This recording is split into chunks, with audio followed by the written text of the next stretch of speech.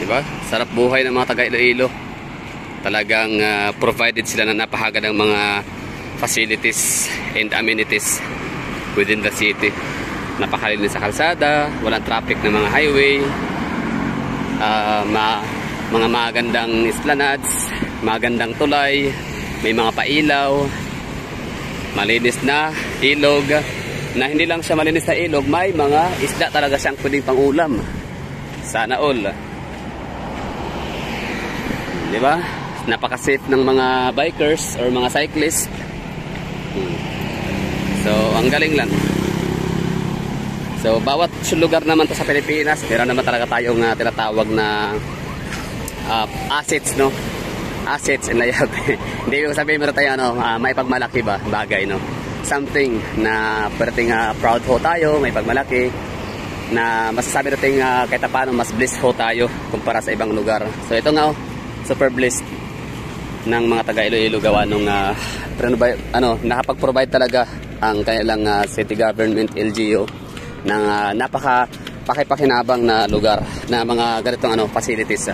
Hindi lang siya basta pampapugi lang, pampaganda, aesthetically purposes or di ba? Basta siya, pang purpose talaga nito is para sa lahat na pwede makapag-exercise, makapag-jogging, para magiging healthy. Health is wealth, kumbaga ba? Priority ng city ng Iloilo City kasi yun ang una, walang sigarilyo, bawal, di ba? Tapos ganda ng lugar, pasyalan, tambayan, ayun, di ba, bisikleta. Basta ang hindi ko palang alam ngayon ito, after ko nito mag-vlog ngayon nitong video na to, hahanapin ko yung kung saan yung kailangan sa tinatawag na Sunset Boulevard. Tapos ito yung kailangan yung parang entrance, basta to, Esplanade 1, Esplanade 2. Kaya dyan I love Iloilo or Iloilo City of Love, ganun.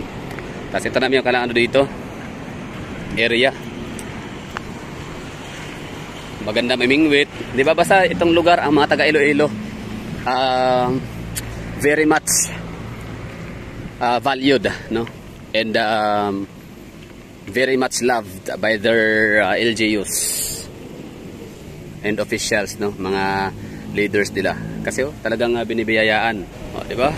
Talagang binigyan ho ng ganito kalaking importansya ng officialis ng pang-lokal na gobyerno ng Iloilo City, ang mga Ilonggo people living in Iloilo or Iloilo people. Di ba? Ganda Diversion Road. So dati akala ko Diversion Road is siya kaya siya wireless, kaya siya wala kang magagawad ng mga kuryente na makikita dahil sa pamamayari siya ng private companies ang lugar, no, ng Mega World and Ayala. So yun pala, Diversion Road is siya government owned na lugar. So congratulations.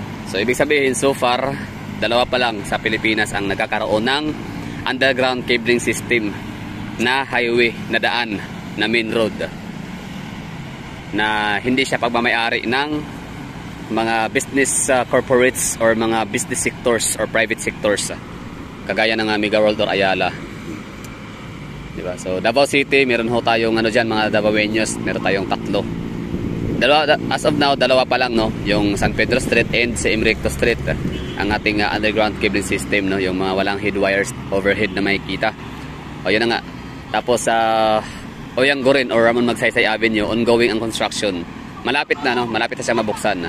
Yun yung parang phase 3. Tapos dito naman sa Iloilo, ito yun, Diversion Road, President Benigno or Senator Benigno Aquino, mabasa Aquino, Benigno Aquino Highway, or also known as Diversion Road, Mandurriao, Iloilo City. Ganda ng mga lugar nila, linis.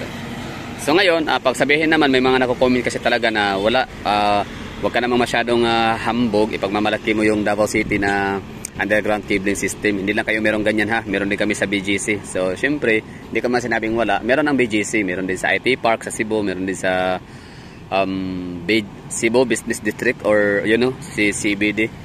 Meron din silang underground cabling system kasi pagmamayari siya ng mga Ayalas.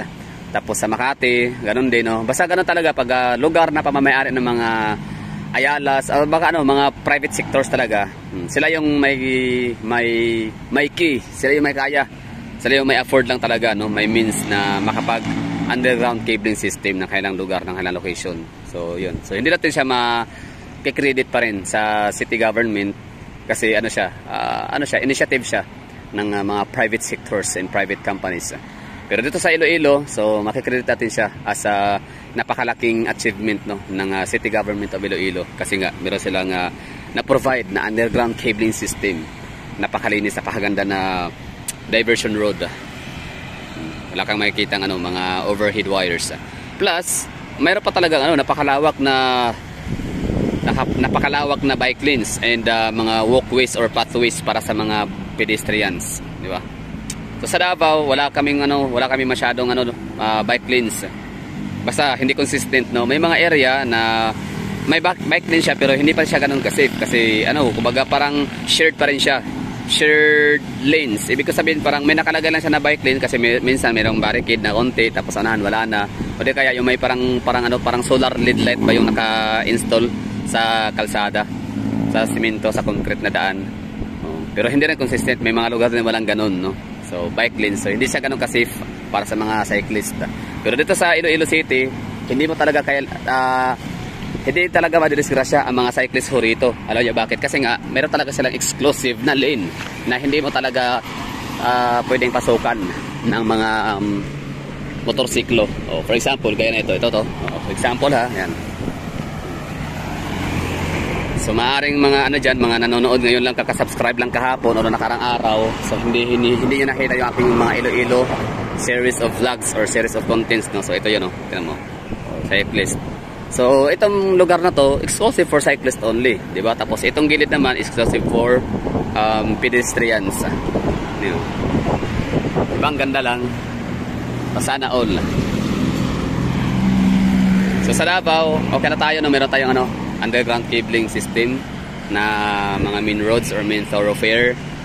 At tapos meron din sidewalks syempre. Kahit pa sabihin natin na pagkagabi ay pinapatungan siya ng mga sidewalk vendors, pero okay lang yun, no? Parang naman tayo na may mga katao, parang maintindihan. Kung maganda sana kung wala, no? Meron talaga sila dapat na pwesto, pero sige, hanap buhay din naman yun, so pagbigyan na lang. Ang tawag naman doon parang ambulant vendors. Ambulant means parang digulong ba na pag mabilis lang makaalis, hindi talaga sila steady sa lugar. Ganda ng lugar, yan lang, no? So wala lang, ko lang, kumbaga give credits and the credits is due. So congratulations people of Iloilo and siyempre sa LGU of Iloilo kasi you nailed it, di ba? You make it to the top bilang isa sa pinakamagandang syudad sa Pilipinas. Aesthetically, safety, safety, aesthetically, economically, ganda sa Iloilo. Kaso nga lang, paki-explain nga pala mga Iloilo people, paki-comment niya sa comment box, no, parang pangatlo kayo na pinakamaraming pinakamataas na crime index. Number 1 is Metro Manila, number 2 is Metro Cebu, number 3 ang Metro Iloilo. So it simply means na wag pa rin pakampante, no. There's no such place that is safe kapag talagang may sakuna talaga yun. Pero in fairness, sa pangatlong balik ko na ngayon dito sa Iloilo City so far. So salamat pa rin. I feel blessed lang talaga na hindi pa ako naka-experience ng hindi maganda. Sana, wag naman sana, knock on wood, no. So lang, no, napakaganda ng Iloilo City. Aesthetic. Diba? Iloilo City. Iba ka.